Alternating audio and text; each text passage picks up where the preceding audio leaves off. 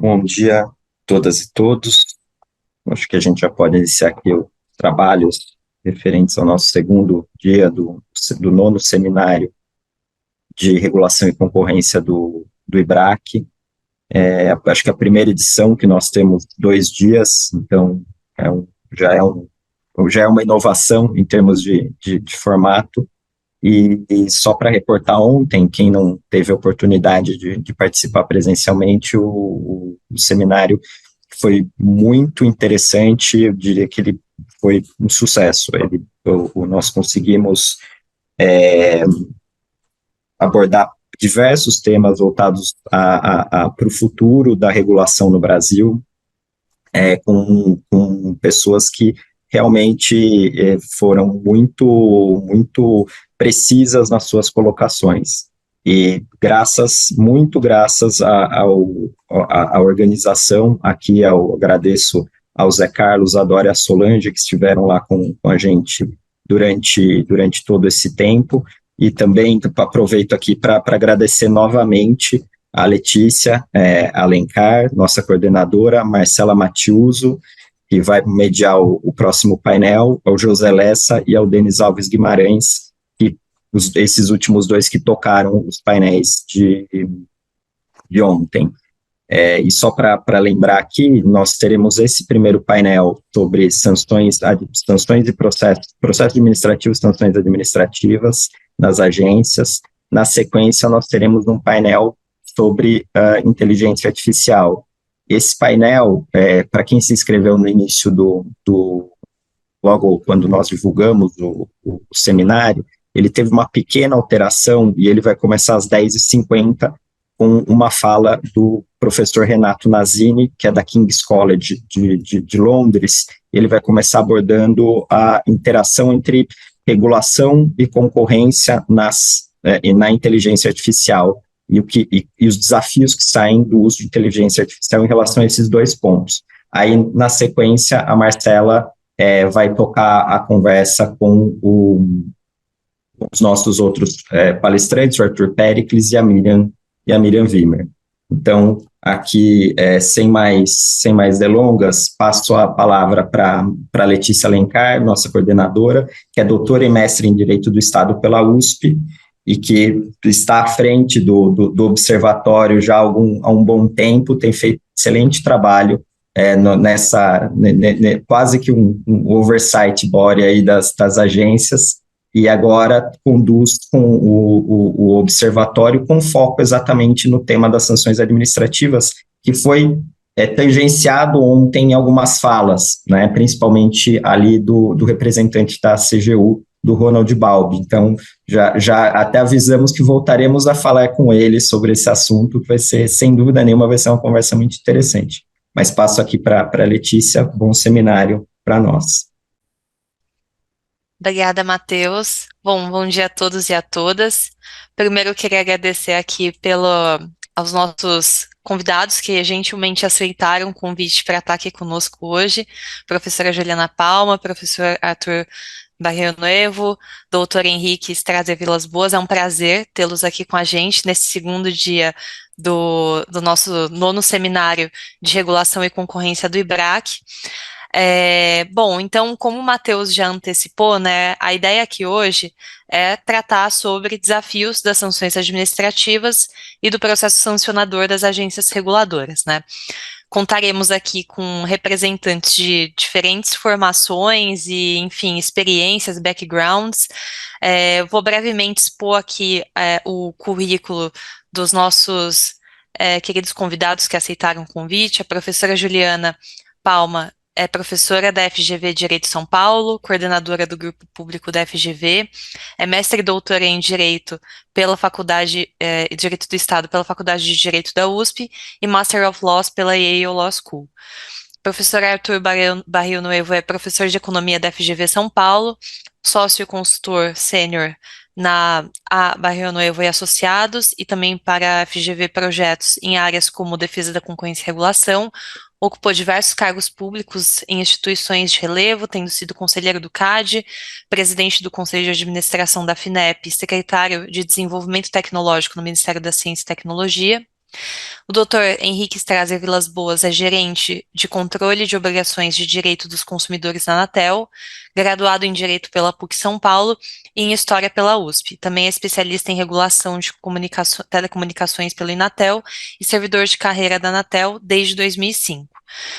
Antes de a gente iniciar os debates propriamente ditos, eu só queria explicar um pouco do motivo da escolha do tema desse painel. No ano de 2003, a gente iniciou aqui no Observatório da Regulação, no Comitê de Regulação do IBRAC, uma pesquisa empírica que tem por objetivo compreender e analisar criticamente, a partir da avaliação da prática, né, das diferentes agências reguladoras federais, esse tema justamente das sanções administrativas e do processo sancionador. A ideia de estruturar uma pesquisa empírica em torno desse assunto decorre do fato de que, primeiro, né, é um assunto transversal que interessa a todos que atuam com regulação. Acho que, enfim, em todos os setores a gente tem processos sancionadores, cada qual tem as suas particularidades, mas acho que é um assunto bastante transversal, de fato, tanto o processo sancionador como as sanções, né, tipificação de sanções e infrações administrativas de um modo geral.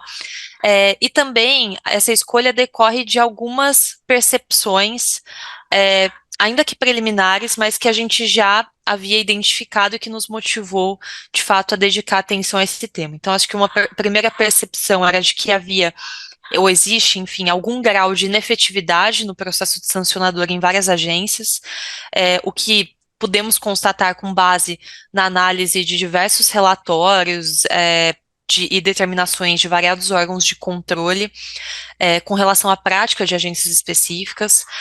Um segundo motivo, o fato de que a nossa primeira pesquisa do Observatório da Regulação, que havia sido divulgada em 2022, também identificou que havia um baixo índice de utilização de acordos pelas agências reguladoras. Então, a despeito de a gente ter fundamento legal, tanto na LINDB, como na lei de agências e em variadas outras legislações, ainda hoje a prática mostra que não tem havido uma ampla utilização de ferramentas de consensualidade em substituição à imposição de sanções.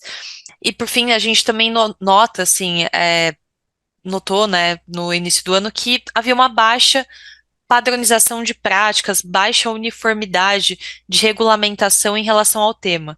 Então, embora se trate de um assunto já largamente utilizado, de uma temática não propriamente nova, né, já, enfim, com ampla aplicação prática, a gente vê práticas muito díspares entre as diferentes agências. Então, a nossa ideia com essa pesquisa do observatório foi basicamente fazer uma avaliação empírica da experiência de diversas agências reguladoras federais, como a ANEEL, a ANP, a Anatel, a Anvisa, a ANS, a ANTAC, a ANTT, a Ancine, a ANAC, a ANP, a ANM, a ANPD e Bacen, a fim de traçar um diagnóstico embasado, né, com base de fato na experiência dessas agências, identificar os principais problemas, as principais boas práticas e possíveis soluções, recomendações que possam ser compartilhadas aqui ao final desse estudo. Esse estudo ainda está em andamento, mas até o momento a gente já identificou alguns achados super interessantes, né? Uma pesquisa que vem sendo feita por um grupo excelente de mais de 40 pesquisadores. E assim, só para citar algumas dessas boas práticas, para dar um spoiler aqui do que a gente deve divulgar daqui a alguns meses, né? Acho que algumas boas práticas interessantes. Acho que, primeira, né, a gente identificou que muitas agências têm se preocupado já com a adoção de mecanismos de regulação responsiva e de aplicação de sanções reputacionais como forma de desincentivar, não somente por mecanismos pecuniários, né, mas por outras espécies de sanções, para desincentivar o cometimento dessas infrações administrativas. Então, a gente viu essa prática sendo adotada na ANAC, na ANS, na Anatel, na ANTAC. Outra boa prática é o fato de que muitas agências têm se preocupado com em se levar em consideração de fato os efeitos produzidos com o cometimento da infração na dosimetria das sanções, o que é algo bem interessante. A gente vê isso na ANS, no Bacen. Mas também a gente identificou alguns aspectos críticos que trazem preocupações, vou exemplificar apenas 3 deles para que a gente possa logo iniciar aqui os debates com os nossos convidados. Eu acho que 3 aspectos críticos para pincelar e compartilhar com vocês, acho que o primeiro deles, o fato de que a gente nota em diversas agências uma discricionariedade bastante ampla para aplicação de sanções, pelo fato de existir uma falta de detalhamento a nível legal ou regulamentar, ou uma tipificação excessivamente genérica. A gente identificou isso na Anvisa, na Anatel, na ANTAC, na ANS.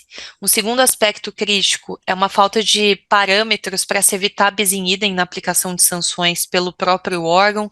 Então, seja porque existem mais de uma sanção tipificada para a mesma conduta, ou pelo fato de que diferentes órgãos podem acabar aplicando penalidades para a mesma sanção, a gente viu isso na ANP e na ANTAC, especialmente.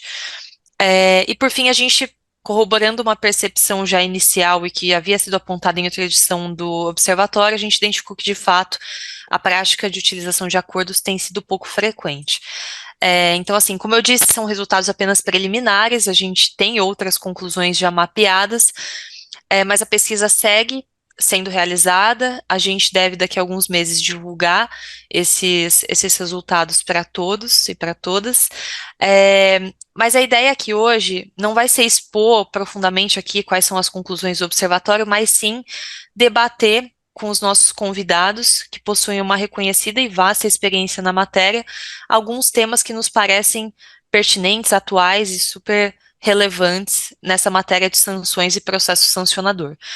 Para isso, a gente estruturou esse painel de forma a dividi-lo em 4 blocos, em que serão abordadas temáticas distintas sobre sanções e processo sancionador. No primeiro bloco, a gente vai tratar sobre o tema da densidade normativa das condutas infracionais e penalidades aplicáveis. No segundo bloco, a gente vai tratar sobre dosimetria de sanções. No terceiro, sobre consensualidade de regulação responsiva. E, por fim, no quarto, a gente vai falar mais amplamente sobre os desafios vislumbrados aqui pelos nossos expositores em matéria de sanções e processo sancionador. Em cada um dos blocos, exceto nesse último, que vai ser livre, eles vão poder fazer o encerramento deles e colocar o que lhes parece crítico, né, nesse tema. Nos demais blocos, ou seja, no primeiro, segundo e terceiro, eu vou trazer algumas perguntas e cada um dos nossos convidados terão um tempo de resposta. Então, sem maiores delongas, vamos iniciar aqui o nosso primeiro bloco, né, sobre a densidade normativa das condutas infracionais e penalidades aplicáveis. A gente tem aqui algumas questões, mas só queria antes contextualizar rapidamente o que a gente está querendo dizer, né, por densidade normativa das condutas, qual que é o pano de fundo aqui dessas questões. Como eu comentei, a gente identifica que tem pouca uniformidade nas práticas e na regulamentação sobre o tema de sanções e processo sancionador nas diferentes agências. E uma dessas constatações, já obtida no Observatório da Regulação, é a de que diferentes agências possuem regulamentos diversos, níveis hierárquicos de regulamentações para tratando sobre, né, a tipificação das infrações e as penalidades respectivas, né, aplicáveis para cada uma delas. Então, a gente nota que existem casos em que há uma previsão a nível legal das condutas e das penas aplicáveis, e um rol taxativo a nível legal. A gente nota que existem casos em que tem uma previsão legal das penalidades, mas sem um rol taxativo, e aí existem normas infralegais que estabelecem um detalhamento maior. Existem casos em que há um rol meramente exemplificativo de condutas e penalidades aplicáveis a nível legal regulamentar. Tem casos em que não há rol nenhum de infrações e penalidades, e aí acaba se havendo uma discricionariedade mais ampla. Então, assim, a prática é muito díspara. E embora o tema do poder normativo das agências já seja uma questão assim debatida já há mais de 20 anos, com diversos julgados do STF sobre a matéria, ainda hoje tem muita dúvida sobre os limites desse poder normativo, né? Então, até onde a regulamentação infralegal das agências pode ir, o que ela pode regulamentar. E é interessante notar que nesse ano, inclusive, No início do ano, o STF julgou uma ADI, a ADI 5906, tratando justamente sobre a extensão do poder normativo da NTT para tipificação de infrações administrativas, né? A lei estabelece algumas diretrizes muito gerais, e aí a discussão era justamente se a NTT poderia detalhar com maiores detalhes quais são as infrações especificamente aplicáveis ou não.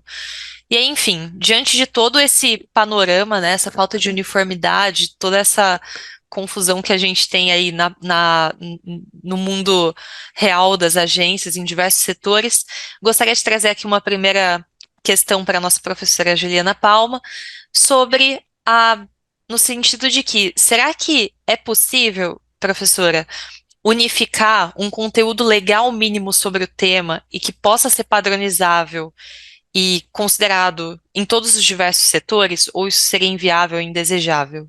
Como que você enxerga essa questão? Maravilha, bom dia. Primeiramente, queria agradecer muito pela honra de estar aqui hoje.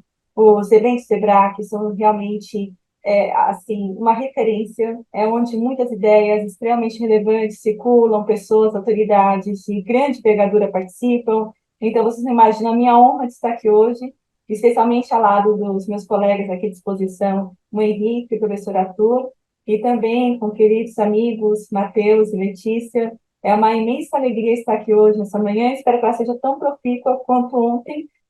Vi que as mesas foram muito, muito sofisticadas, informativas, então espero que, em alguma medida, o que eu tenha a trazer seja de alguma forma contributiva. Mas, enfim, já tendo especificamente a questão que foi levantada, excelente questão, aliás, eu acho que vale a pena, já que está aqui esse formato assim, um pouco mais fluido, de pergunta e resposta, eu ter essa oportunidade de colocar algumas ideias mais reflexivas e sem o compromisso de um PowerPoint rígido, né? Então, acho que o primeiro ponto importante é a gente pensar justamente que nosso direito temos uma necessidade subconsciente de uniformidade e racionalidade. Nós somos habituados a trabalharmos com uma codificação, e aqui no âmbito do IBRAC, por exemplo, sabemos o quanto que a lei antitrust é um referencial para toda atuação, né? E nós esperamos realmente que o sistema não tenha lacunas, seja um sistema coeso, um sistema completo, um sistema extremamente previsível, estável e explicitado. E a realidade não é exatamente essa. E aí, um ponto que eu gostaria de colocar é que talvez a realidade também não deva ser essa, quando nós estamos no âmbito das agências reguladoras, em campos setoriais, em campos do direito administrativo. Então, não é por acaso que nosso direito administrativo não é codificado. Daqui a pouco eu vou trabalhar um pouquinho melhor a lei de processo administrativo, mas não se trata apenas de uma escolha política ou de uma escolha teórica do direito administrativo não ser codificado. A questão é impossível ser codificado, porque nós estamos diante de uma série de variações materiais com relação a serviços públicos específicos, com relação a dinâmicas próprias, mercados próprios e assim por diante. Então, essas especificidades impedem efetivamente que haja uma uniformidade, certo? E acho que outro ponto que vale a pena colocar também é o seguinte: aqui eu estou querendo tentar convencê-los a navegarem por esse campo da dispersão normativa, vamos colocar assim, né? Então, além dessa impossibilidade prática, vamos considerar, por exemplo, que disciplinar a aplicação de sanções no âmbito do setor de rodovias é diametralmente diferente, por exemplo, no âmbito de saúde suplementar. São lógicas diferentes, são infrações diferentes, são interesses públicos, né, também muito diferentes. Acho que esse é o primeiro ponto. E também reconhecer que na nossa complexidade, essa disciplina sancionatória não se resume à lei. Nós temos os regulamentos participando ativamente e nós temos também os contratos participando ativamente. E eu poderia até dar uma sofisticação, além dos contratos, a interpretação que se faz com relação a esse conjunto. Então, interpretar, por exemplo, se uma prática é ou não é uma infração a algum preceito que tenha sido previamente colocado. A interpretação também é fonte de normatividade. Então, a gente vai verificar que, diferentemente do âmbito penal, em que a legalidade estrita, no direito administrativo, nós reconhecemos com muita amplitude essa legalidade não estrita, uma legalidade administrativa que admite a previsão de infrações administrativas, de processos, de dosimetrias, de técnicas e criatividade para inovar, Então, a gente pode pensar em instrumentos inovadores, então, desde o sandbox até, por exemplo, a próprio acordo, né, no âmbito regulamentar. Aqui só salientando que a previsão de sanção, essa sim é matéria de reserva legal. Mas a especificação, detalhamento pode ser feito perfeitamente no âmbito infralegal, nos regulamentos, e também no âmbito contratual. E também eu acho que isso é interessante, então, por exemplo, a disponibilidade no âmbito setorial, né? Isso é muito importante também para que as agências consigam criar mecanismos inovadores. Então, aqui eu estou falando diante do Henrique, por experiência na Anatel é tão profícua que lá em 2007 se começou a discutir a possibilidade de segregação de TAC na matéria regulatória. Então, a gente vai verificar que houve uma capacidade de inovação e criatividade no âmbito setorial. E isso, em grande medida, apenas foi possível porque nós não tínhamos essa tal da codificação ou de uma uniformidade específica com relação às funções. Então, aqui eu estou tentando justamente dizer o quanto que é importante para os setores regulados ter essa discricionalidade e conviver com essa pluralidade normativa, concorrência normativa, dispersão normativa. Eu sei que incomoda. Para nós seria muito mais interessante ter alguma coisa mais uniforme, mas não é assim e não deve ser assim por esses vários fatores que eu coloquei agora há pouco. Agora, isso não quer dizer que nós não tenhamos uma mínima uniformização já existente no ordenamento jurídico. Então, isso vem desde a Constituição, passando por leis. Então, vamos colocar aqui duas leis evidências, né? Primeiro, a LINDB. A LINDB traz agora mecanismos de uniformização com relação à aplicação de sanções. Eu posso fazer menção, por exemplo, ao artigo 20, que vai estabelecer uma metodologia de análise consequencialista com relação a empregos de princípios, e nós sabemos muito bem o quanto os princípios são invocados em matéria de dosimetria. Sobre isso eu vou falar um pouquinho mais adiante. Também a presença do compromisso do artigo 26 da LINDB, também a questão da harmonização de sanções, então a sanção aplicada por uma autoridade e uma outra autoridade que vai instaurar um processo sancionador, aplicar uma sanção, deve considerar a sanção previamente aplicada, artigo 22, parágrafo 3º, e assim por diante. Então, a LINDB traz uma certa uniformização com relação à aplicação de sanções. Também faço menção expressa à Lei Federal de Processo Administrativo. Então, acho que isso é muito evidente, né? Tem aplicação direta na vida das agências reguladoras, que são autarquias sob regime especial. Agora, nós estamos diante de uma transformação da Lei de Processo Administrativo, PL 2481 de 2022, e a proposta desse PL é trazer agora todo um regramento mais sofisticado com relação à aplicação de sanções. Em algumas bases, só para colocar alguns pontos aqui que está em discussão, e se eventualmente for aprovado, teremos, então, essa realidade na prática, né? Então, primeiro, uma questão de positivar uma principiologia constitucional, já na lei de processo administrativo. Então, por exemplo, a retroatividade não é mais benéfica, a intranscendência das sanções, a vedação ao bis in idem. Também, outro ponto importante que eu salientaria é um resgate que tinha na proposta original do texto da LINDB, que é justamente não considerar um ato de responsabilização a mera divergência interpretativa que vai se ter com relação à lei. Quer dizer, então, se há uma divergência interpretativa, se o regulado interpretou de uma forma e a agência reguladora interpretou de outra forma, aí a questão é não ter aplicação de uma sanção por conta de disputa interpretativa. Qual é o caminho adequado? Que a agência reguladora indique daqui por diante que essa interpretação não é válida e que daqui por diante aquela conduta será sancionada, mas isso com efeitos ex nunc e não a partir de aplicação concreta no pobre coitado que serviu de cobaia com relação à interpretação. Então, essa é uma próxima que vai estar também em discussão. Também uma questão de harmonização de sanções, que é bem interessante, porque haverá a previsão de que, se houver mais de um processo concomitantemente, se abre uma gama de perspectivas de segurança jurídica. Então, por exemplo, segundo ente processante pode sustar a sanção, pode trabalhar de modo coordenado, pode suspender a tramitação do processo e pode fazer essa contrafação com relação às sanções, por exemplo. Enfim, nós temos agora uma série de alternativas que vão ser colocadas à Lei Federal de Processo Administrativo, além das que já existem. Então, por exemplo, a vedação da reforma impégios, as garantias, então, na fase final, o dever de alegações finais, assim por diante. o que confere uniformidade. Então, a gente vai verificar que nós temos aqui uma uniformidade relacionada ao processo. Então, o processo administrativo é um elemento de uniformização, e acho que esse caminho é adequado para nós trabalharmos nessa perspectiva. E, por fim, eu acho que a pergunta central que foi feita, né? Será que, afinal de contas, nós temos uma necessidade de uniformização? Eu disse que a despesa normativa é importante, necessária, ao mesmo tempo que nós temos também uma força de uniformização via processo. Aí a gente fala em NINDB, né? Todos esses preceitos relacionados à NINDB têm uma natureza, de certa forma, procedimental, né? Processual. Agora, o que eu acho que nós devemos analisar? Primeiro, na minha avaliação, eu não consigo entender como haverá um dever de uniformização para as agências. Eu acho que isso é próprio das agências reguladoras, autônomas e independentes, serem soberanas com relação ao setor na qual elas atuam. Então, eu não consigo extrair do ordenamento jurídico, constitucional ou legal qualquer obrigação de uniformização. Isso realmente não consigo extrair, até porque várias das leis colocam exatamente a agência reguladora como a autoridade que compete à interpretação do setor.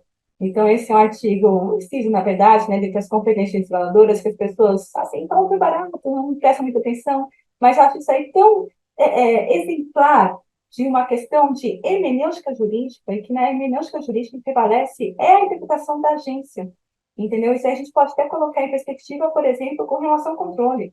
Tribunal de Contas, Poder Judiciário, quer dizer, nós, no ordenamento jurídico, nós temos um comando de, assim, domínio da interpretação, que é uma interpretação técnica que vem das próprias agências, tá?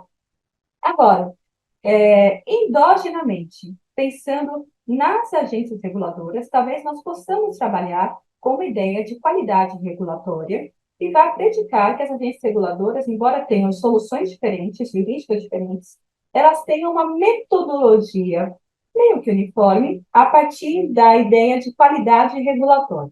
Então, alguns trechos aqui para a gente pensar. Primeiro, o dever regulamentar.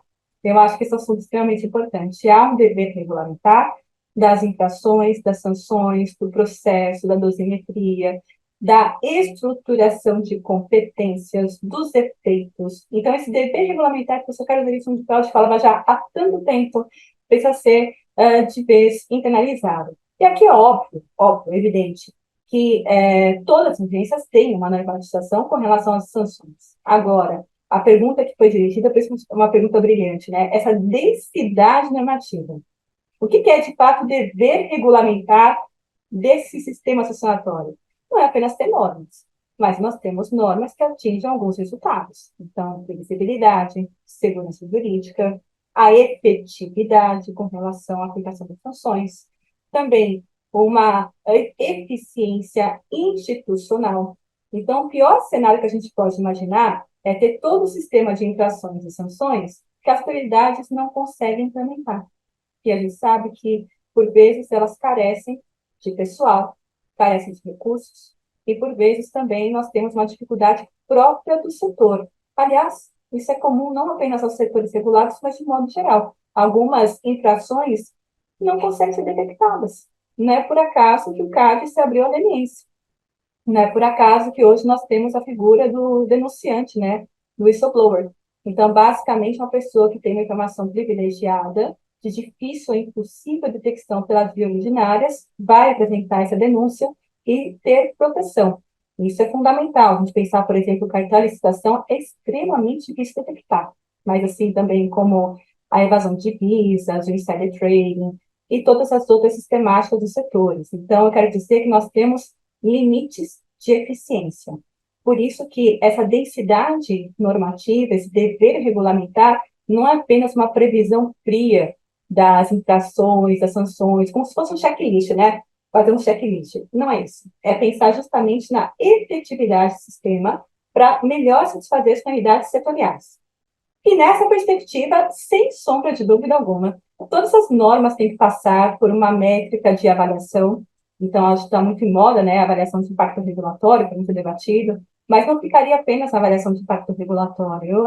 Eu colocaria de modo mais ousado alguns pontos. Eu acho que o setor regulado pode se abrir perfeitamente a experimentos de economia comportamental, pode se abrir perfeitamente a testes empíricos, a experimentações, experiências, por exemplo, de ficar com uma norma com certo prazo. Então, vamos limitar aquela norma durante aquele prazo e verificar quais são as consequências a posteriori. E nessa perspectiva, claro que a análise retrospectiva é fundamental. Considerando as variáveis das sanções. Aqui só um disclaimer, tá? Nós não temos um sistema sancionatório eficiente mensurado pela maior aplicação de multas ou pela aplicação mais pesada de multas. Não é isso que se trata. A nossa análise consequencialista, na minha avaliação, tem que ser balizada por outras perspectivas. Então, só vou colocar duas que são muito fora da agenda, mas são fundamentais. Primeiro, engajar quem resiste. Então, verificar o quanto que aquele regulado passou a ter um comportamento de compliance com relação à norma. Eu acho que isso é um ponto extremamente importante. E outro ponto, claro, é verificar a redução ou não das infrações que foram cometidas. Então, aqui não é uma eficiência pelo punitivismo, mas uma eficiência pelo compliance. Então, eu acho que aqui é um ponto que as agências podem perfeitamente estabelecer canais de diálogo. Então, eu estive em Brasília há mais ou menos uns 3 meses, em que teve uma reunião geral das reguladoras com relação à fiscalização. Eu sei que ontem também teve uma outra oportunidade. Eu acho que esse é o caminho correto. Nós não teremos uma uniformização que venha top-down, da Constituição ou da lei para as agências, mas nós teremos essa perspectiva endógena, tá? Agora, para colocar um pouco o dedo no vespeiro, que a gente está aqui para isso, né? Eu acho que outro ponto importante que vale a pena ser mensurado, isso para os setores que trabalham com os contratos, é justamente a questão da regulação dicionária e da regulação contratual. Eu acho que esse é um grande assunto. Então, por exemplo, no custo de um contrato de concessão, você tem um novo regulamento que vai estabelecer uma metodologia completamente diferente com relação à fiscalização e aplicação de sanções, ou eventualmente uma majoração. E aí é um ponto que as agências têm que considerar, ou seja, não apenas uma avaliação de impacto do setor, mas avaliação de impacto nas relações contratuais específicas que foram colocadas.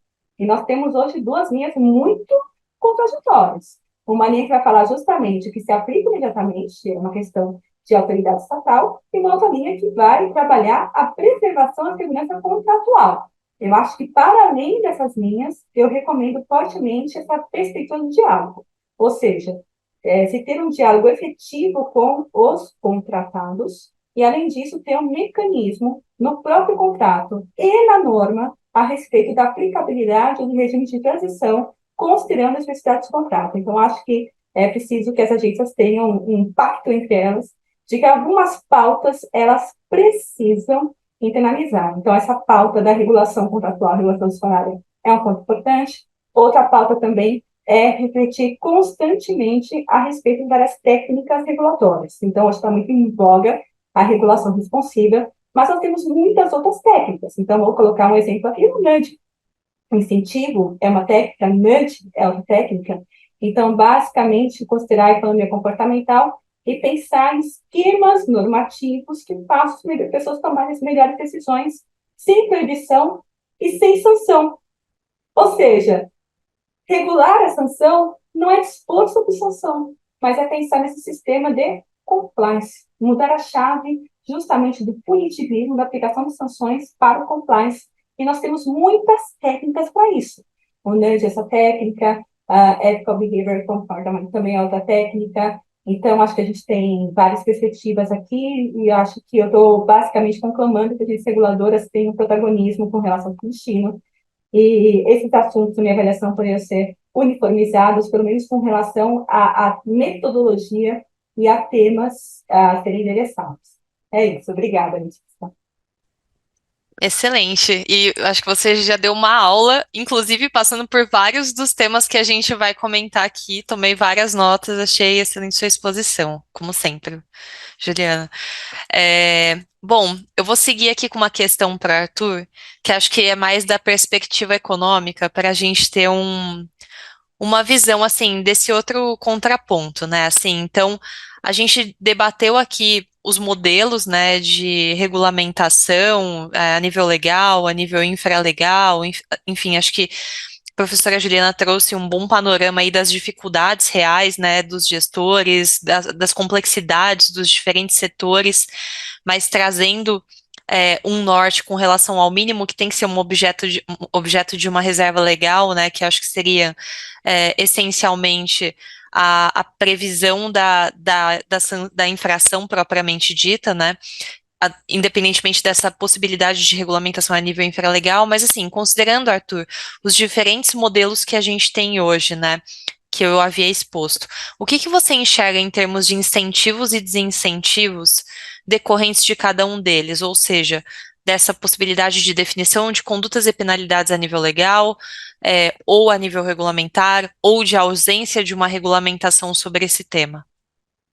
Bom, então, em primeiro lugar, eu queria agradecer a você, Letícia, e a todo o comitê de regulação do IBRAC pelo convite. É um prazer discutir com vocês, com a Juliana, com o Henrique da Anatel. Então, eu acho que olha, eu vou começar aqui lembrando um livro importante que foi publicado há uns 4, 5 anos atrás, que é o Oxford Handbook of Regulation, e ele mostra que a tendência na sociedade moderna, no Estado moderno, é aumentar a regulação, seja por entes estatais, seja por entes paraestatais, privados. Portanto, teremos muito trabalho e, portanto, o problema que vocês estão colocando, de uma certa maneira, ele é insolúvel. Não que ele não possa ser melhorado, tá certo? Mas é algo que vai acontecer o tempo inteiro, porque o Estado regulador, quando ele se descontrola, ele tende a burocratizar o red tape, não tem jeito, né? Isso faz parte e nós temos que criar mecanismos para diminuir esse problema, mas ele é um problema que veio para ficar, né? A segunda coisa que eu acho importante é o seguinte: eu vou analisar, é claro, do ponto de vista econômico, do Law and Economics.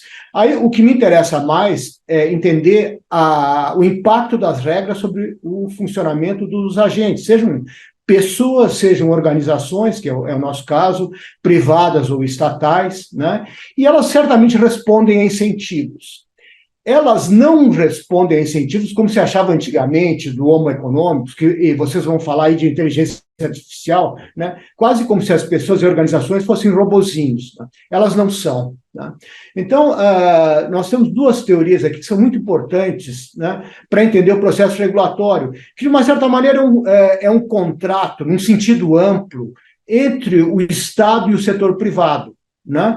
É o seguinte: a teoria dos custos de transação, que mostra que a nossa racionalidade humana é limitada e, portanto, nosso processo de tomada de decisão está sujeito à falta de informação, de capacidade analítica, etc. E a economia comportamental. Aqui eu acho que tem um aspecto muito importante na economia comportamental, é que as pessoas, ao contrário do Law and Economics tradicional, que é consequencialista, o Law and Economics está interessado nos procedimentos, tá? Ou seja, se eu for bem tratado, eu vou tratar bem essa pessoa, né? Independente até de ter perdas, sabe? E vice-versa, né? Eu não vou perguntar para o Henrique, mas certamente é diferente aplicar a norma sobre duas empresas, uma que é aquele cara que está sempre tentando burlar, enganar, etc., né? E outro que faz exatamente a mesma coisa, mas é aquela empresa séria, etc., né?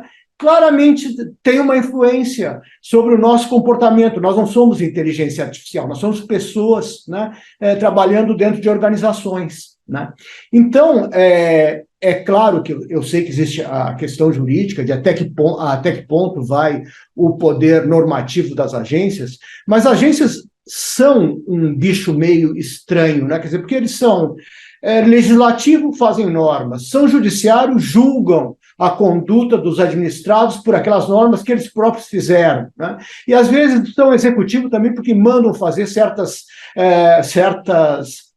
mudar certas condutas, obrigar os administrados a fazer certas coisas, né? Então, com certeza, aqui a gente tem um problema do ponto de vista do comportamento e tem um outro problema, porque nós estamos tratando de direito econômico. E os conceitos econômicos, eles são mais abertos. É da natureza deles serem mais abertos. Porque nós estamos julgando como é que é a conduta dos agentes econômicos em determinadas situações, tá? E nós estamos julgando os efeitos E como a gente viu, nós estamos julgando também essa questão de que existe a relação entre as partes, existe a questão das partes se julgarem injustiçadas, né? Então, tudo isso faz com que você tenha que considerar esses aspectos na hora de ter propostas para melhorar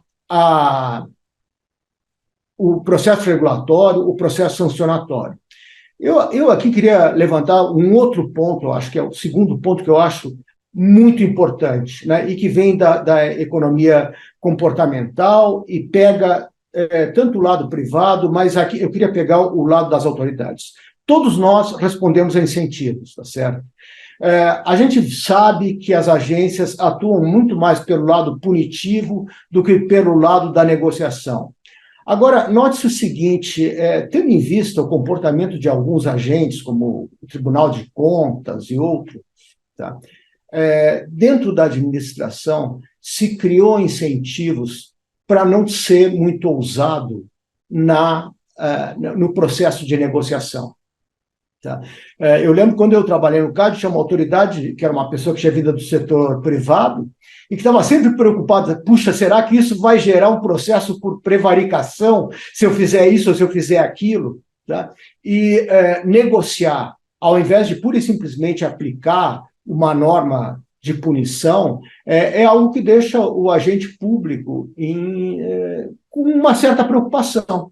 Tá? É claro que eu acredito, bom, primeiro, é necessário mudar esse tipo de estrutura de incentivos, né? Mas é claro que também, como existe risco de captura, etc., definir melhor os limites da barganha que o agente público pode realizar na sua interação com os agentes privados, né? Isso eu acho que poderia melhorar muito o que a gente vê hoje em termos desse punitivismo e que muitas vezes é difícil para o próprio agente público sair disso. Tá? E é claro que isso burocratiza, isso dificulta. Eu lembro que no passado se aplicava multas grandes às empresas, a Oi foi uma delas, né? Porque, sei lá, as empresas tinham, sei lá, ainda nos anos 90, centenas de milhares de orelhões, aí tinham 2 ou 3 que não estavam funcionando no país inteiro e se criava um processo administrativo, né, para punir a empresa por não ter feito isso. Tá? Então, isso é um grande problema. Nós temos um sistema de incentivos que não é bom, tá? Que atrapalha a agência reguladora no sentido de evitar essa burocratização. Tá? É necessário mudar o sistema de incentivos e é necessário, de alguma maneira, dar nortes para esse processo de melhor interação. Tá? Então, eu acho que, para não me estender demais, eu acho que se a gente pegar o que funciona ou não funciona, aspas, em contratos privados, aqui tem coisas que são muito semelhantes. O contrato é incompleto, tá certo? É impossível que o poder concedente e o concessionário consigam prever tudo o que vai acontecer, né? Seja na regulação mais tradicional, como de estrada, saneamento, ou nas mais competitivas, como é o caso das telecomunicações, tá? Há necessariamente, pela própria natureza da atividade, um processo em aberto. Há também, pela natureza de contrato, o fato dele ser incompleto. E aí existe o seguinte, a gente sempre, quando lembra contrato e conflito em contrato, aí tem arbitragem, tem o judiciário, etc., a gente pega aqueles que não funcionaram, tá, e que, portanto, levaram ao conflito. Mas tem estudos que mostram que existem milhões e milhões de contratos, existem milhões e milhões de relacionamentos entre pequenas, médias empresas que não têm contrato nenhum, que têm um relacionamento onde existem obrigações de parte a parte e eles funcionam muito bem. Tá?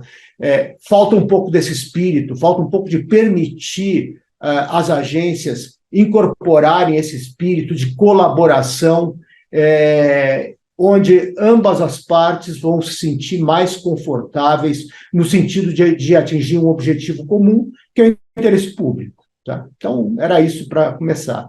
Obrigado. Excelente, Arthur. Você foi cirúrgico aqui nas colocações. Muito bom. Passando aqui para Henrique, o Henrique atua na Anatel já há bastante tempo, né? Acho que é bacana a gente ter aqui o contraponto dele, a visão de alguém que está dentro do órgão regulador. E a pergunta para você, Henrique, a gente é no sentido de entender qual, na experiência da Anatel, tem se mostrado um modelo mais promissor, né? A gente sabe que a Anatel é adepta do experimentalismo, acho que já testou diversos mecanismos variados ao longo dos últimos anos. Então, assim, o que que você tem a compartilhar nesse tema em relação ao que na visão de vocês funciona, não funciona, prós e contras, enfim. Fica à vontade. Tá, joia, Letícia, bom dia a todas e todos aí, obrigado, né, ao carinho aí do convite, né, e eu agradeço ao Comitê de Regulação, aí, em nome do Matheus, da Letícia, no cuidado da preparação desse debate. Enfim, não só tem a pergunta, mas tem algumas colocações feitas aí, tanto pelo professor Arthur como pela professora Juliana, que são, né, instigantes aí para a gente debater. Eu vou tentar me conter aqui para ficar no tema da densidade normativa e depois a gente tenta extrapolar algumas discussões, né, porque a gente acaba ficando um pouco vidraça nessa história, né, como representante das agências aqui, tem que fazer alguns contrapontos, mas o que eu acho interessante é que todos estamos no mesmo caminho, né? Eu acho que na experiência das agências tem uma questão fundamental, que é a evolução, né? A gente, em 25 anos de Anatel, a gente consegue perceber claramente esse caminho em ajustar a conduta, né, do processo sancionador e dessa lógica original, punitivista, né, de comando e controle, para algo mais relacional, algo que vise aí o compliance, e é um pouco esse o trabalho que a gente tem feito ao longo do processo, né, e esse trabalho tem sido bastante interessante, não só para a gente perceber um pouco uma mudança talvez até filosófica, né, eu acho que a agência, ela nasce de um setor que era muito já regulado, né? O sistema Telebrás, ele era um setor que parte das práticas de engenharia, né? Então era uma coisa muito coordenada por engenheiros, porque tinha lá toda a especificação da rede, a infraestrutura, ela era feita, né, com base em uma série de codificações, e quando isso migra, né, após a privatização, essa lógica das práticas de engenharia acaba sendo retomada. E foi ao longo desses anos que a gente percebeu que essa questão precisava ter um elemento mais humano, mais jurídico, para dizer propriamente dito, né, de sociologia aplicada, e pensar o parâmetro mesmo das relações humanas, e não só a interconexão das redes e o relacionamento, né, que é algo próprio das ciências naturais. Então, eu acho que a agência, ela nasce num começo muito em cima de uma lógica de ciência natural, que, olha, você tem essa série de regras a cumprir, eu vou acompanhar todas elas e você tem que entregar todas elas cumpridas. E esse talvez seja o maior problema do excesso de processos e do excesso de sancionamento que foi gerado no início da Anatel. Então, a gente tem aí um histórico de abertura, só para se ter uma ideia, no ano de 2000, a agência abriu cerca de 13 mil, mais de 13 mil processos naquele ano, ou seja, eram mais de 1.000 por mês, né, pagos, processos sancionadores, e que teriam uma consequência.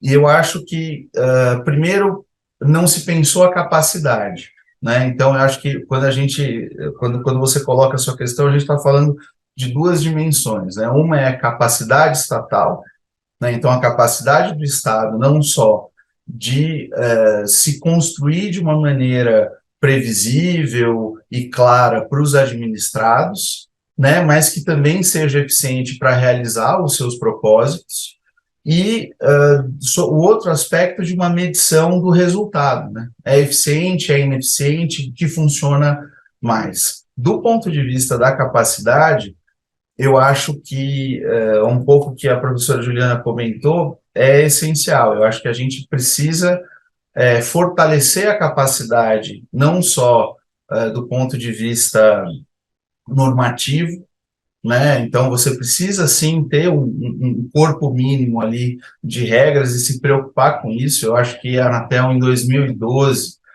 ela, quando mudou o RASA, né, mudou o regulamento de aplicação de sanções administrativas e propôs algumas questões ali de estrutura e de liberdade na hora de prever algumas coisas. Isso foi uma medida muito importante para a gente construir algumas das inovações que existem hoje. Então, essa questão de capacidade que vem dos regulamentos, que vem da própria, né, superada a discussão, né, da competência ou não de fazer e regular, eu acho que a gente caminhou muito no sentido de fortalecer a capacidade, já numa lógica de incentivos, numa lógica, né, em que havia um desestímulo ao recurso, por exemplo, né, com a questão do desconto pela renúncia ao direito de recorrer. Então, assim, a gente percebeu que tinha que tomar uma série de instrumentos. A Miriam Wimmer, que é painelista no próximo painel, ela é uma das... ela é de origem, né, da Anatel, e ela foi uma das pessoas que concebeu essa discussão lá em 2010 ainda, né? Então, eu acho que tem uma lógica aí importante voltada à capacidade, porque, assim, cada modelo tem vantagens e desvantagens, e eu concordo muito com a professora Juliana no sentido de que um rol taxativo, por exemplo, ele não é um sinônimo de maior previsibilidade, porque muitas vezes esse rol tem tipos abertos, né? Você faz lá um rol, mas tem um rol ali, ou quando não tem outros, né, tem ali tipos muito abertos, porque senão você não vai conseguir, né? O drama normativo é sempre a previsibilidade das condutas humanas. A gente sabe que são imprevisíveis, e aí quando o regulador se coloca frente a uma conduta, né, imprevisível, a gente percebe muito essa situação de adaptação do rol. Então, assim, uma coisa que eu acho que não me parece. Eu acho que cada agência, né, tem seus acertos, e independentemente disso traduzir o status de cada setor e as diferenças de cada setor, não é uma coisa em si ruim, né? Eu acho, por exemplo, se a NPD achou que era melhor fazer um rol mais taxativo das condutas infracionais, e a Anatel tem isso de maneira mais livre, eu acho que é porque a gente se sentiu adequado nesse momento. Então, assim, não me parece haver um caminho único, né, de regulação. Agora, como conteúdo mínimo, eu acho que é importante que a gente tenha a preocupação em deixar clara a nossa capacidade. A questão da dosimetria, que a gente vai tratar, né, mais à frente, eu acho que é uma tradução disso. Nessa reforma, né, do RASA de 2012, por exemplo, a Anatel deixou clara a importância de se aprovar metodologias de multa, então de dar alguma previsibilidade nessa questão, de tornar mais objetivos algumas características que depois iam compor o processo sancionador. Então, assim, eu acho que a previsibilidade também não depende só do processo sancionador, e acho que eu tentar encerrar a minha fala nesse primeiro ponto com essa questão que eu acho que é essencial, né, retomando essa história da agência, né, da Anatel ter nascido num contexto de engenheiros que estavam acostumados a modelar redes de telecomunicações e agirem na hora de regular sob essa filosofia e perceberem que isso era um problema, né, gerando dezenas de milhares de processos sancionadores sem uma capacidade adequada, né? Depois foram chegando, quando entro no concurso, me deparo com montanhas de processos, literalmente, porque você tem ali realmente uma maneira de agir que envolve esse rígido controle. Então, a cada orelhão que eu encontrasse, né, fora dos padrões, isso, né, não deveria, isso não fazia parte de um relacionamento maior com a Oi, ou enfim, com as concessionárias, né, como um todo. Né, isso era uma infração em si e aquilo era indiscutível. Então, assim, a evolução nessa questão envolve uma mudança filosófica, mas envolve também uma questão de planejamento adequado. E se eu olhar tudo, se eu quiser fiscalizar todos os detalhes e filigranas da regulação, eu vou topar com um número grande de condutas díspares, né? Isso faz parte da vida humana. Então, assim, a eleição do que olhar, a escolha de como olhar, o planejamento do acompanhamento, ele é essencial, né, para que o controle seja adequado. E aí, independente dos remédios sancionadores ou outros que existem para os desvios de conduta, se eu não preparo essa fase bem, eu eu sobrecarrego a minha capacidade. É isso que eu acho que é uma questão essencial. Então, eu acho que não é só normativo, né? Principalmente envolve uma questão de planejamento e organização interna nas agências em definir o que acompanhar e controlar.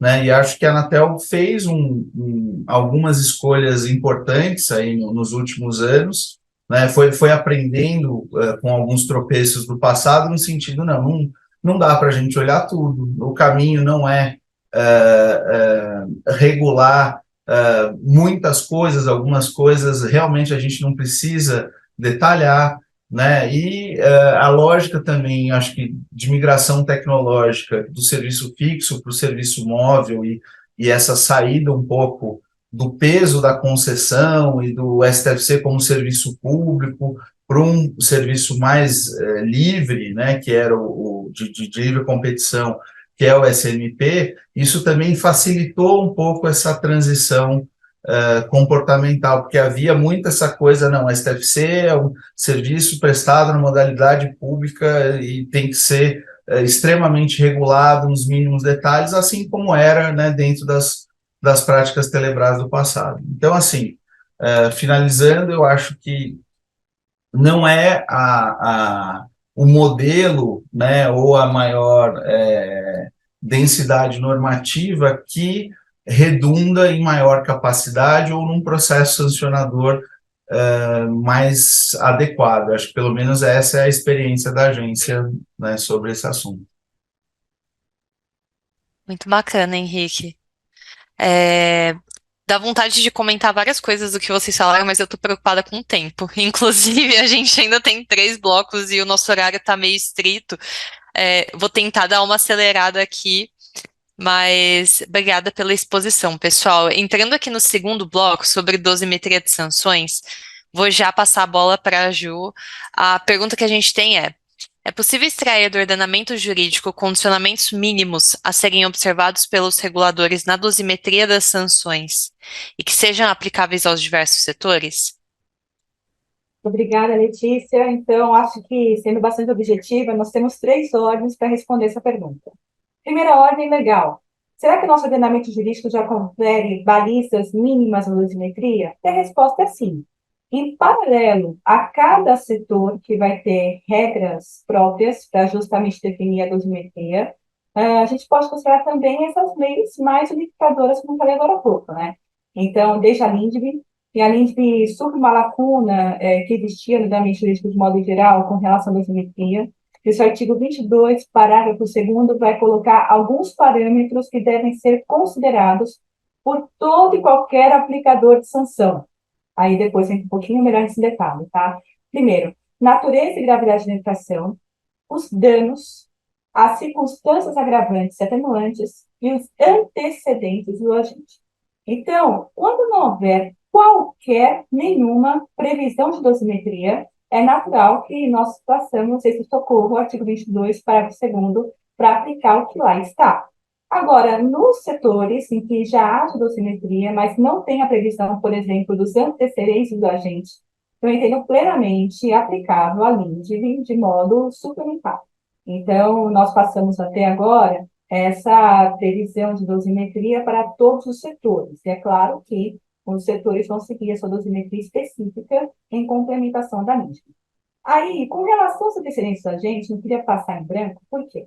A gente está muito em voga agora a discussão das estratégias, consensualidade, comando e controle, regulação responsiva, emerge, assim por diante, né? Bom, isso aqui é para nós termos um approach teórico, mas na prática, nada, absolutamente nada, impede que nós façamos a combinação entre esses instrumentos. Então, o que eu estou querendo chamar a atenção? Quando eu vou aplicar, dentro de uma lógica de comando e controle, o artigo 22, parágrafo 2º, e eu vou ter que analisar os antecedentes do agente, nada impede que eu faça uma análise da conduta de compliance desse agente, à lá regulação responsiva, mas no âmbito do comando e controle. Então, a LINDB dá essa abertura para a gente fazer a sinergia dos vários instrumentos, e eu acho que a experiência regulatória, de modo geral, tem demonstrado muito bem esse hibridismo bom. É um hibridismo que trabalha justamente para potencializar os instrumentos em cada setor.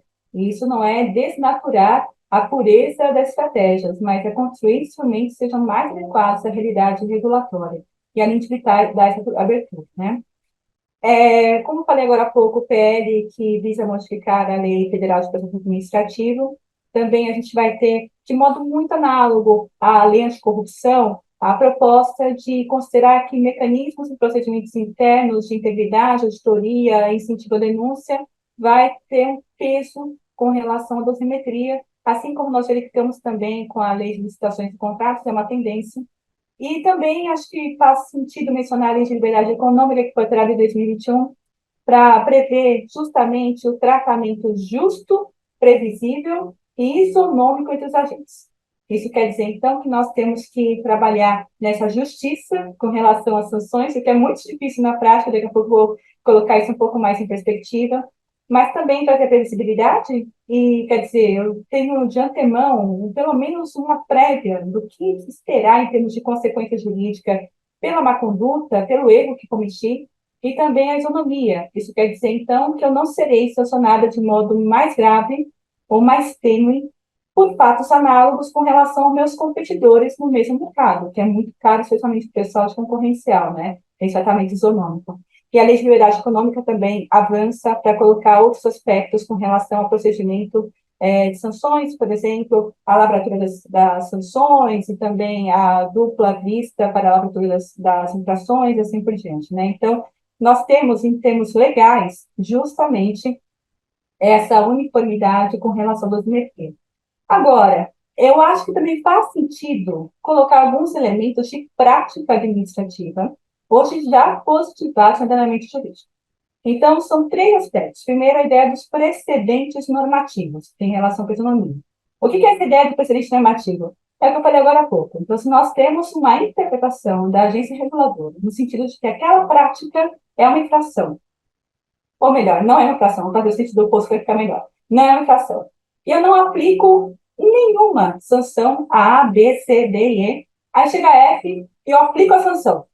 Quer dizer, eu mudei aqui a interpretação, eu mudei o meu entendimento. Então, nesse caso, o direito administrativo, especialmente espanhol, reconhece a figura do precedente normativo, já existe no Brasil, e na minha avaliação está positivado pelo menos em 2 lugares. Primeiro, na própria Lei Federal de Processo Administrativo, que impede que a mudança de interpretação gere efeitos ex tunc, mas entendo também com relação à própria pessoa que está naquele momento de virada, de turn point da interpretação, não se aplicar ela, certo? Então, nesse caso, apenas efeitos ex nunc, é possível mudar de interpretação, mas gerando efeitos ex nunc, que é a segurança jurídica, e o artigo 23 da LINDB, que fala que a mudança de interpretação passa a ter um regime de transição. Então, não basta apenas, olha, eu mudei minha interpretação, a partir de agora eu vou aplicar a sanção, e aí pouco importa se o regulado conseguiu ou não atender aquele requisito. Às vezes toma tempo, às vezes precisa contratar uma consultoria, às vezes precisa mudar procedimentos internos, gerar custos. Então, é razoável que você tenha esse período de transição para justamente o particular, o regulado, conseguir ter vamos colocar assim, né, essa conformação para atender o compliance, entendeu? Para ter essa conduta de compliance. Então, essa ideia, basicamente, dos precedentes normativos e a ótica de que a interpretação importa e muito, então não é por acaso que as leis reguladoras prevêem interpretação. E também, eu acho que um outro ponto suscitado agora, que vem da lei de propriedade administrativa, é o quanto nós devemos considerar os princípios constitucionais de direito administracional. Então, a alteração da lei de propriedade administrativa, ocorrida agora em 2021, trabalha justamente para a necessidade de considerar na improbidade os princípios constitucionais de administrativo sancionador. Isso está positivado na improbidade administrativa. A rigor, essa norma não pode ser transposta. Então, não é porque está na improbidade administrativa que automaticamente passa uma transposição para a regulação. Eu respeito quem entende que hajam vários microsistemas. Eu não gosto da ideia de microsistema. Eu gosto da ideia de autoconhece e de que cada estrutura regulatória, cada setor foi construído com finalidades específicas, com uma realidade específica, com atores, mercados diferentes, de modo que as normas, esse transplante, subverte a lógica da regulação e fechada nesse conjunto normativo. Então, não estou aqui propriamente fazendo um transplante dessa norma para a regulação, mas eu estou pegando essa norma como pretexto para nós pensarmos se os setores regulados deveriam ou não considerar os princípios constitucionais de direito da administração do consumidor. E a resposta me parece que sim. Então, acho que nós devemos ter um tratamento equiparado em matéria penal e sancionatória, e aí só para explicitar o que está imbuído, o que está congregado nessa ideia de princípios constitucionais de direito do sancionador, né? Então, a ideia de uma anterioridade, devido processo legal, contraditório com a defesa, a tipicidade, a irretroatividade, segurança jurídica, a culpabilidade, um elemento super importante em matéria regulatória, e outro elemento super importante em matéria regulatória, essa pessoalidade das sanções. Então, a gente vai trabalhar a partir da culpabilidade específica daquela pessoa jurídica que será responsabilizada, a individualização das sanções, portanto, certo? Então, acho que esse é o elemento de prática regulatória que já está positivado. O último elemento que eu gostaria de colocar é que nós temos a dosimetria justamente como elemento de regulação. Então, aqui eu vou fazer um disclaimer e falar o seguinte: não vamos considerar a dosimetria como uma etapa ancilar à aplicação de sanções. Na minha avaliação, não é isso que se trata. A dosimetria é um elemento regulatório, é um elemento que se integra à regulação. Então, eu estou colocando um ponto aqui para a gente refletir. O quanto que faz sentido nós temos uma ideia de que a dosimetria, primeiro, é estática, aquele caso concreto, e ela é específica para aquele caso concreto. Uma avaliação retrospectiva. Eu olho o passado, vejo que aquele particular especificamente cometeu infração. Analiso a conduta, vejo os critérios de dosimetria e aplico uma sanção a ele no caso concreto. Esse é o método que nós trabalhamos. Mas a gente considera a dosimetria como elemento regulatório, e nessa perspectiva inovadora de análise que o professor Arthur colocou, o Henrique também já colocou, nós pensarmos que a dosimetria pode ter outra finalidade para além de olhar para o passado e olhar para o futuro.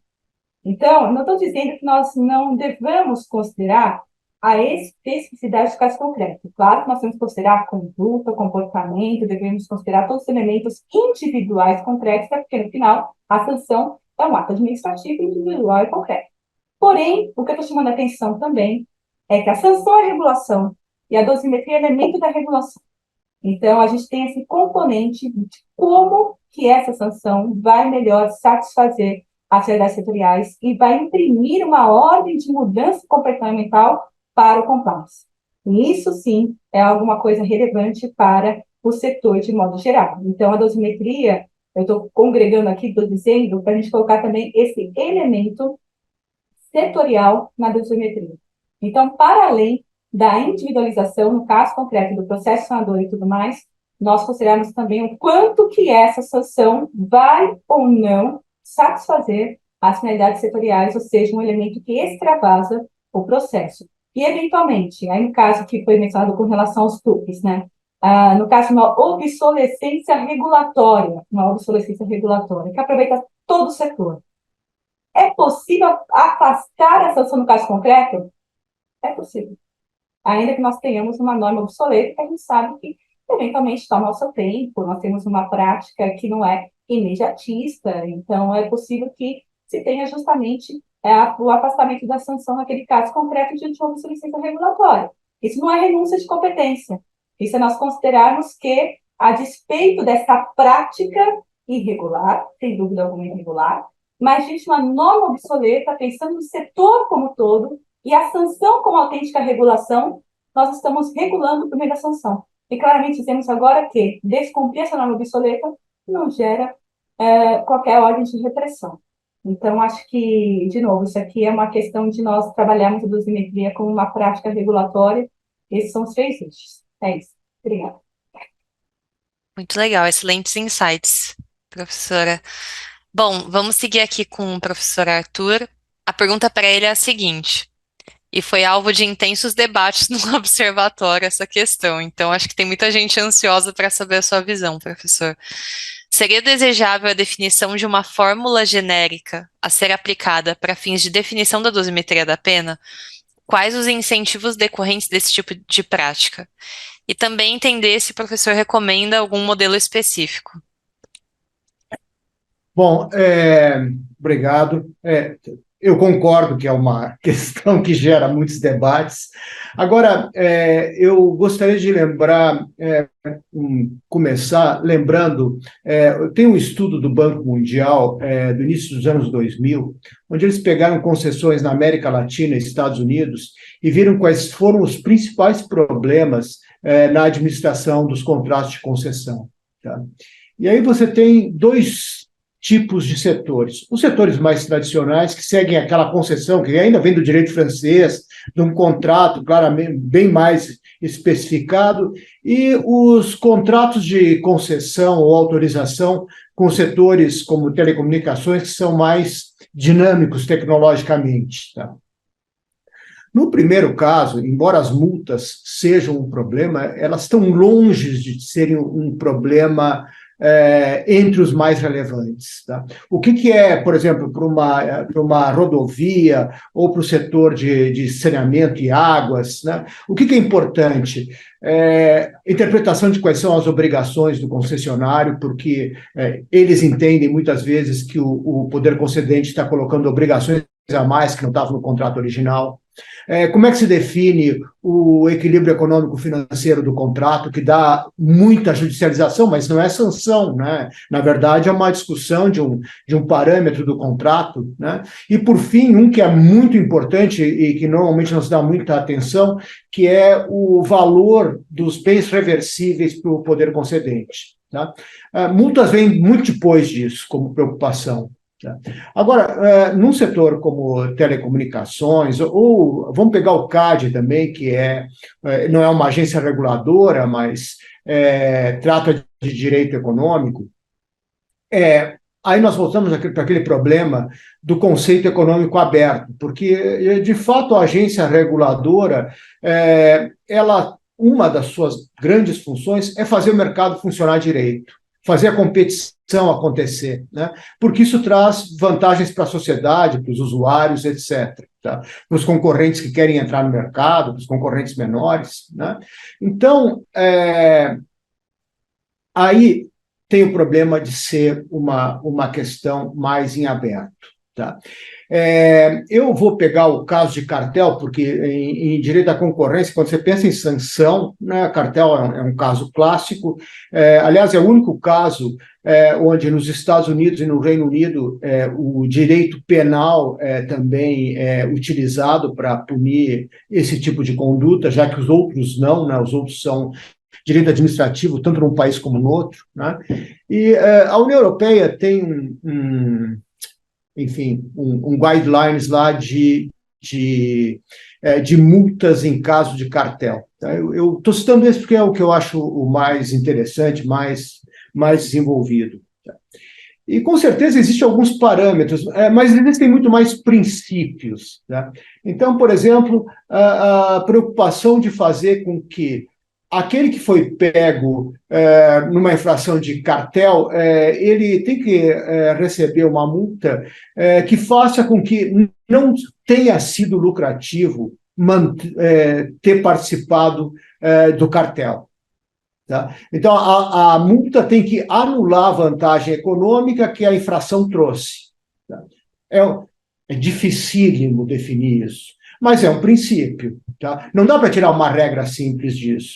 Por quê? Porque mesmo para você estimar as perdas que o cartel trouxe, é um negócio que depende de modelos econômicos, que tem muitas hipóteses. Isso aí dá margem para muita discussão. Não daria para fazer uma coisa muito definida nesse sentido. Não, é 30%, é 20%, é 40%, sei lá, né, do faturamento da empresa.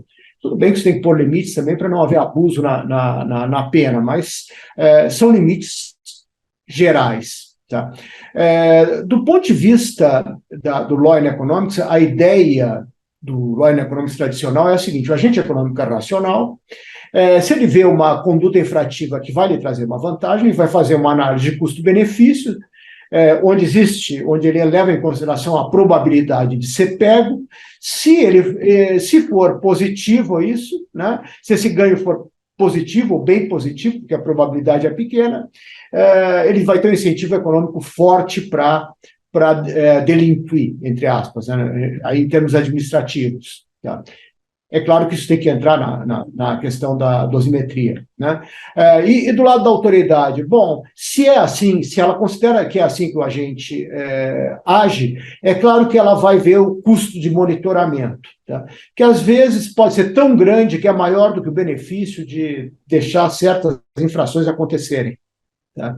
Então, tem uma questão, né? Primeiro, se a gente trabalhasse dentro desse modelo, como é que eu vou fazer para desincentivar os agentes a cometerem pelo menos as infrações que trazem mais dano para a sociedade. Tá? Então, existe a possibilidade de se fazer, quando se trata de direito econômico, uma regra mais geral. Eu acho difícil, tá? Pelas especificidades dos setores, pelo fato de que, às vezes, a mesma conduta pode ter efeitos muito diferentes. Pode haver dolo, ou seja, pode haver intenção ou não do agente. Tá? Então, para mim, me parece muito mais razoável você definir princípios. Tá? E aí, agora eu vou pegar o outro lado, tá? De como fazer valer e de como pensar a dosimetria.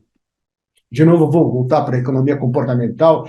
Na Grã-Bretanha foi um dos lugares, ainda na época do Cameron, onde eles tinham lá um escritório que utilizava a economia comportamental para ajudar certas políticas públicas. Uma delas era dos sonegadores de impostos ou de pessoas, não sonegador, pessoas que atrasavam os impostos, melhor dizendo. Tá? Aí você tem multa, tem isso, tem aquilo, né? E uma das coisas que eles fizeram foi mandar cartas, ou cartas, né? Isso era uma coisa antiga, mandar comunicação para essas pessoas, mostrando onde aqueles impostos que eles estavam devendo estavam sendo aplicados e quais eram os benefícios que a sociedade estava tendo com aquele tipo de recursos, tá certo? E isso teve um impacto muito positivo sobre diminuir o atraso no pagamento de impostos. Tá? Então, esse, para mim, é mais um motivo pelo qual... Porque a pena é um instrumento para atingir um determinado fim, né? Que uma certa conduta não seja praticada. Né? Então, me parece o seguinte, na área regulatória, que não seja aquela mais tradicional, primeiro que fica difícil definir de maneira muito específica, né, qual é o efeito de cada conduta. Tá? A gente sabe que tem efeitos negativos, mas pode ser diferente e tem a questão da intenção. Tá? Então, me parece que uma definição baseada mais em princípios, claro, não pode ser totalmente aberta, mas mais em princípios, acaba sendo mais útil para que a regulação atinja o seu objetivo, de fazer com que o administrado se comporte da maneira adequada. Segundo, né, a questão de novo, eu vou voltar, que eu acho importante insistir nisso, da alternativa à conduta punitiva. Tá? E aí eu acho que, como você tem penas alternativas no judiciário, etc. e tal, né? Se você tiver a regra muito definida, você não pode ter isso. Né? Fica muito mais difícil de você negociar com as partes e conseguir aí sim um compliance, mas um compliance negociado e obrigatório, né? Do administrado com o órgão regulador. Tá? Então, do ponto de vista do bem-estar social, que é, no final, o que a regulação busca, o interesse público, tá? Eu acho que é bom que as penalidades, primeiro, sim, tem que ter limites de maneira mais ampla. 2, em direito econômico, eles não podem ser assim tão específicos. Tá? Inclusive porque, muitas vezes, a pena depende de modelos cujo resultado depende da interpretação. Então, para mim, esse é o ponto. Eu sei que não é uma solução, né? Vai dar mais trabalho para quem está lidando com isso, né? Mas eu acho que, do ponto de vista da sociedade, é a forma mais adequada de tratar o problema. Perfeito, professor. Eu acho que é muito interessantes as suas colocações. Eu acho que mostra, de fato, né, que não é uma questão tão simples. Assim, existem vários aspectos que precisam ser considerados. E acho que, enfim, foi dada uma recomendação bem interessante. Muito obrigada.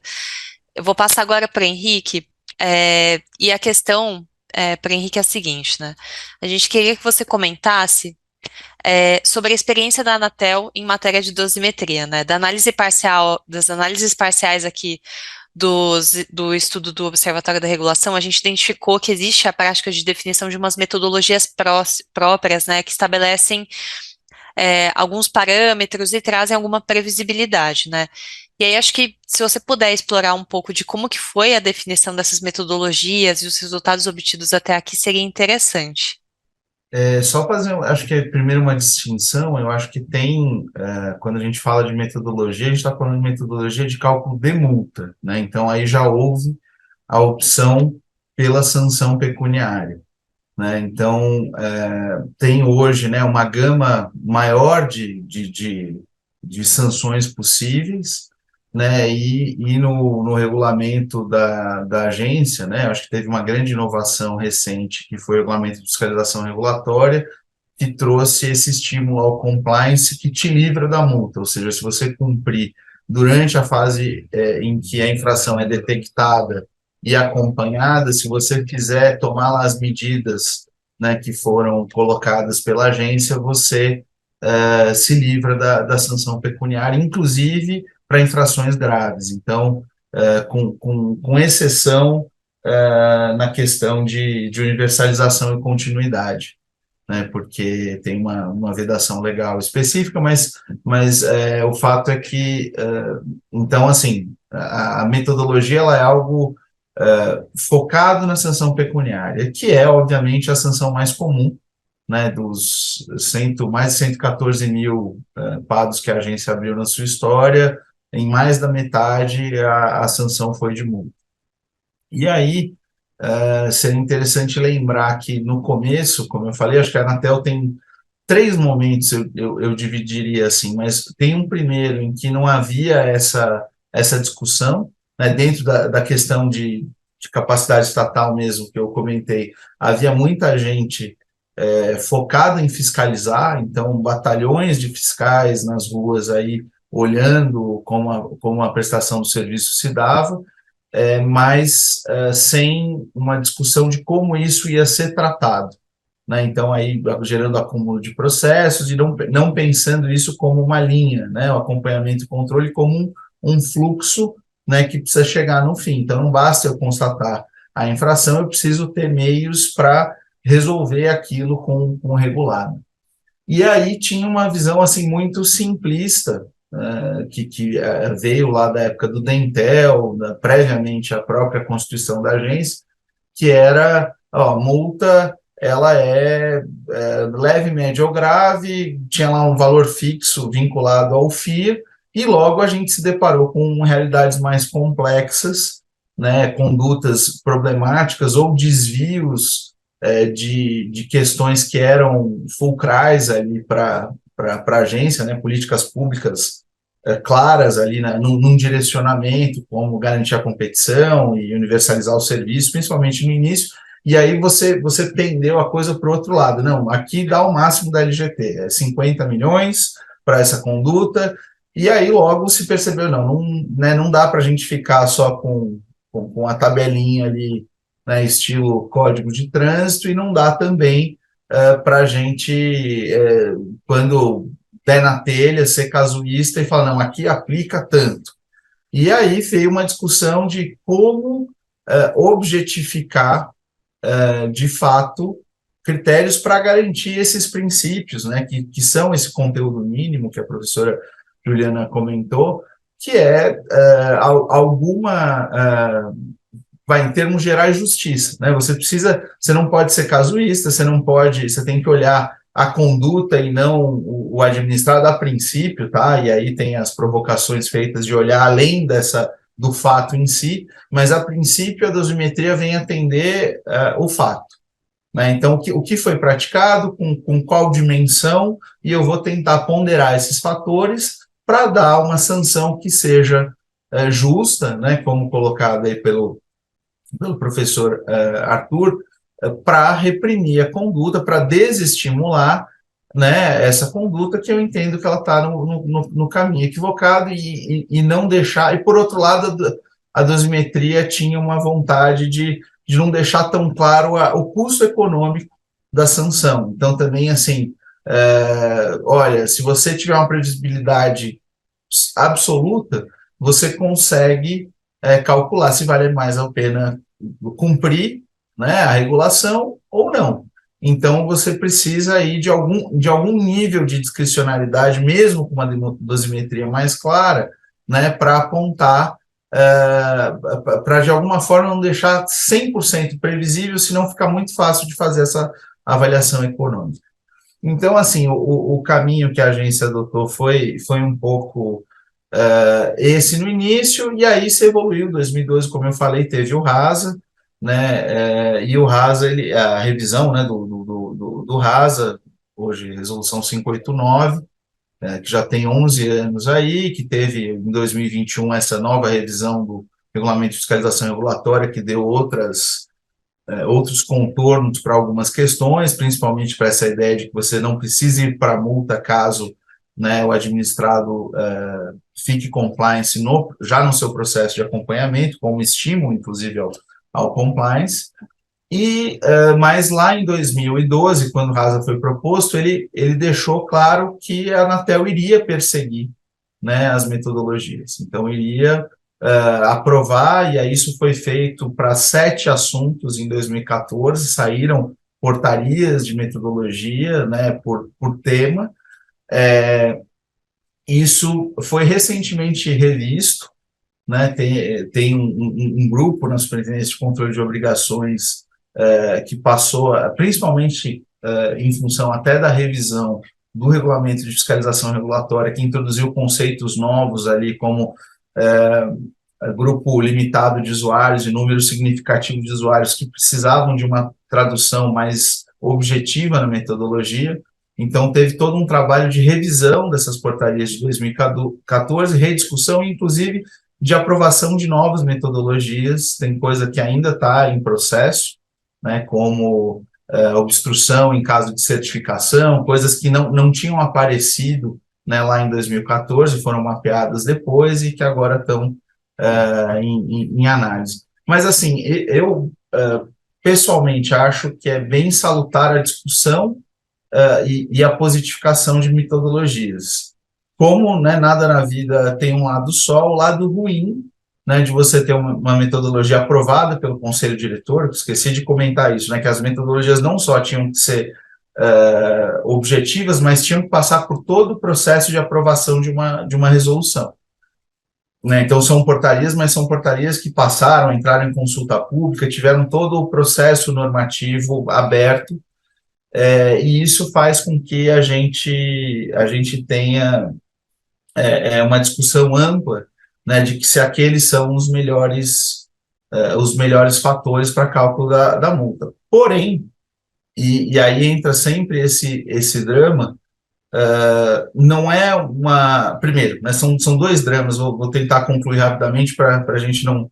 Mas, assim, são dois dramas. O primeiro é a revisão dessa metodologia, ela é muito demorada, né? Na minha área mesmo, a gente tentou fazer uma revisão em 2019 da metodologia de direitos dos usuários, que perdurou por muitos anos e não foi aprovada recentemente, mas sem resolver alguns problemas que estavam mapeados lá. Então, muitas vezes essa discussão, ela nem sempre ela faz com que a coisa evolua no sentido até mesmo, né, que a área técnica entende como razoável para melhorar e acertar a metodologia. Então, acho que esse é um ponto. Então, você fixar pelo conselho diretor tem prós e contras, né? O pró é isso, fica uma coisa com ampla discussão, o contra é que a revisão é demorada, nem sempre as discussões políticas ou até mesmo o entendimento do setor é claro,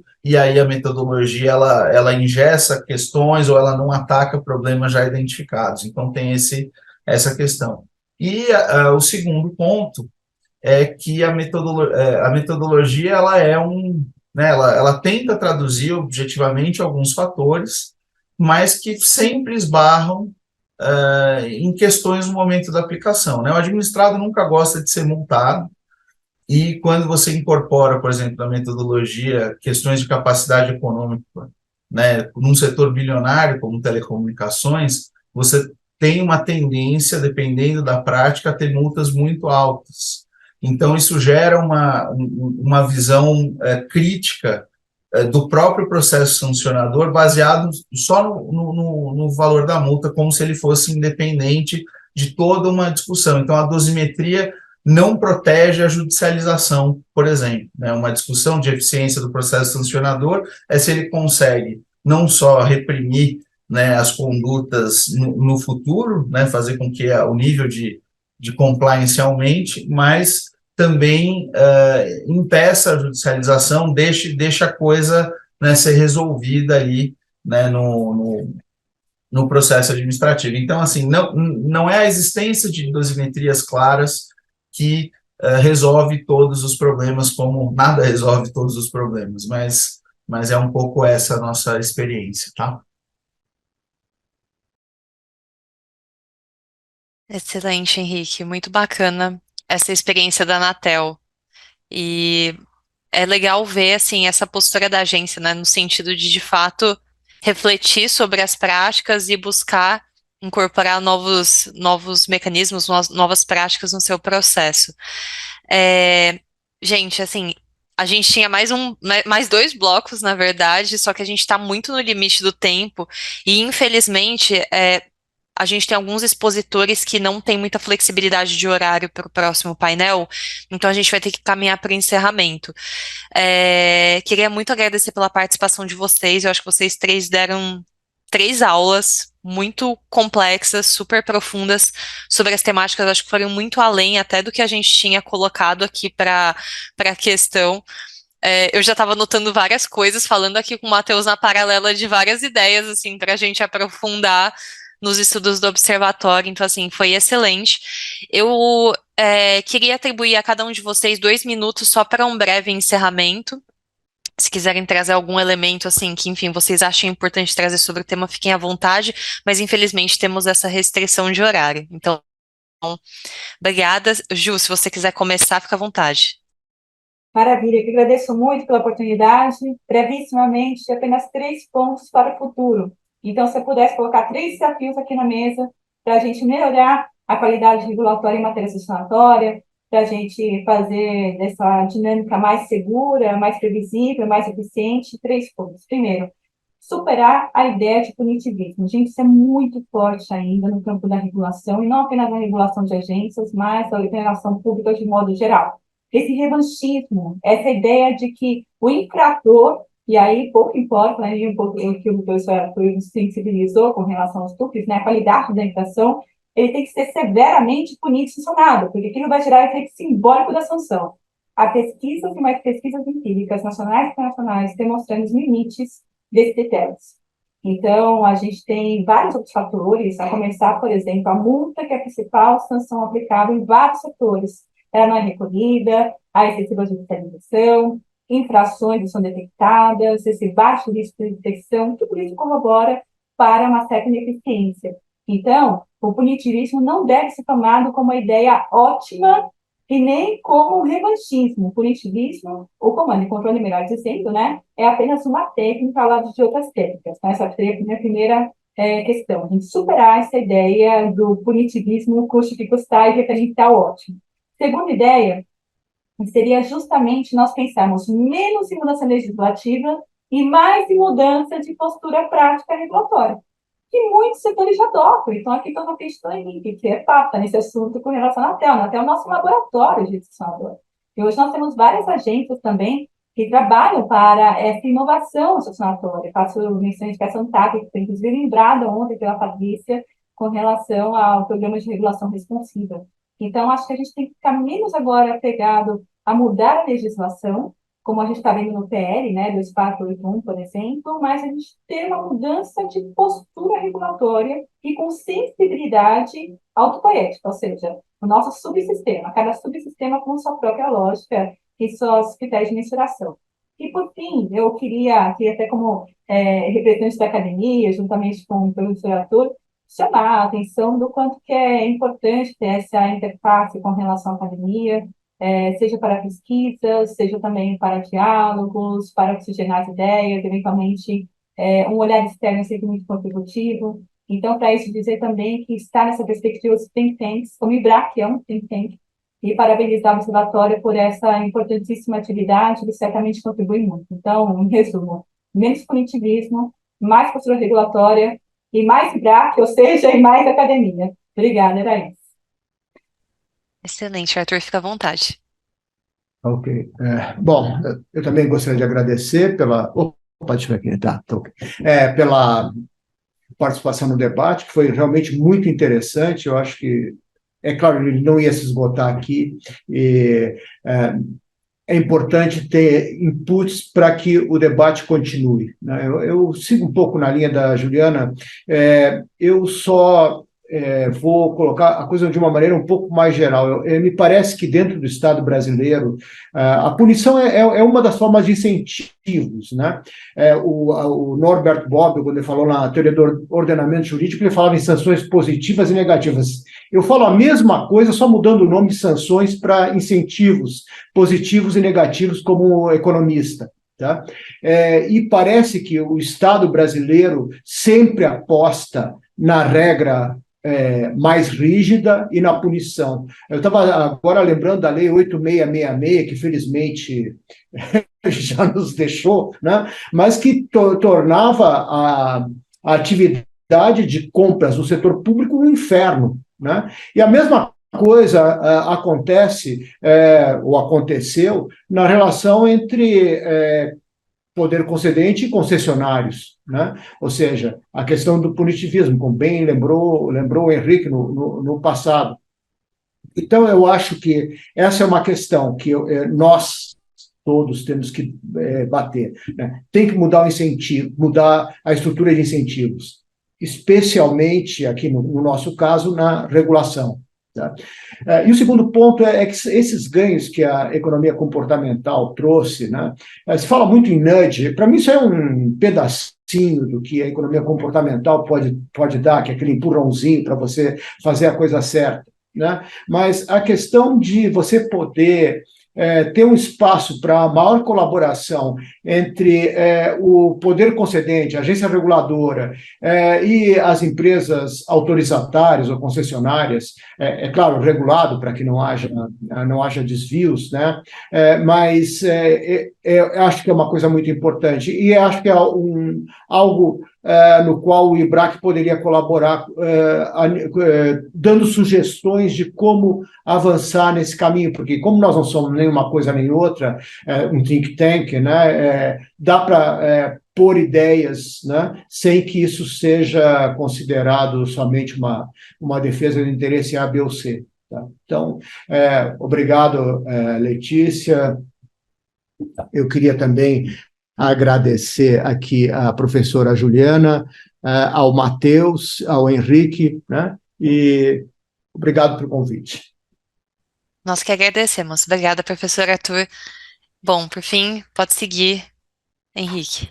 Então, vou tentar fechar bem o evento, agradecendo primeiro a todos aí, ao IBRAC, ao Comitê de Regulação, né, pela atenção com esse assunto. A gente viu que daria para a gente passar o dia aqui, tem várias coisas que a gente não tocou, acho que essa questão mesmo, né, da consensualidade, né, a professora Juliana fica devendo aí uma aula, já que ela é a grande especialista nesse assunto, mas o que eu queria colocar é que a agência, né, a Anatel, pelo menos, é bastante sensível a essa questão, né, do punitivismo, né, eu acho que isso ficou claro ao longo das evoluções que a gente teve nesse tempo, e, obviamente, a gente tem muita preocupação em, de fato, executar as políticas públicas que, né, estão aí para serem colocadas. Essa é a nossa preocupação, e a gente percebe que a execução dessas políticas não necessariamente depende, né, de um processo sancionador rígido e, de certa forma, anódino, sabe, e separado. A gente tem experiências muito ricas, né, com os TACs que estão em andamento. A gente tem 3 TACs hoje em andamento, com prestadoras, e nesses TACs a gente tem aprendido muito na prática o que significa isso, né? Porque eu acho assim que, sem dúvida, a gente tem que ouvir a academia, e ela trouxe uma série de questões aí para a gente que estão sendo incorporadas e praticadas, mas quando a coisa desce para o chão de fábrica ali, para ser negociada, para ser discutida com as prestadoras, você percebe o quanto isso tem detalhes, o quanto é difícil, o quanto isso tem novos desafios, um novo custo regulatório de discutir todo esse assunto. Então, assim, é realmente um novo desafio, né? Antes era, eu digo para a minha equipe que às vezes é muito mais fácil, né? Você faz lá o processo, né? Aplica a multa e acabou. Mas quando a gente quer caminhar de fato para uma questão de avaliar a reputação, de criar relacionamento, você gasta muito mais energia, mas ao mesmo tempo você consegue muito mais resultado, né? Então, eu acho que a gente está justamente hoje no olho do furacão dessa questão, aprendendo na prática, e eu acho que em breve a gente deve ter alguns insights também sobre boas práticas nesse caminho, conforme os TACs estão chegando ao fim. Já tem aí 3 anos de andamento, né, 2 anos e 3 de andamento, mas é isso, eu agradeço a vocês pelo convite e pela oportunidade de compartilhar um pouco as experiências da agência, e agradeço principalmente aí a companhia dos professores Arthur e Juliana aí nesse debate, tá bom? Obrigado aí, boa manhã e bom dia a todos. Obrigada. Ficamos aqui, então, encerramos aqui o nosso primeiro painel do dia. Obrigada a todos. Obrigado, pessoal, pela presença.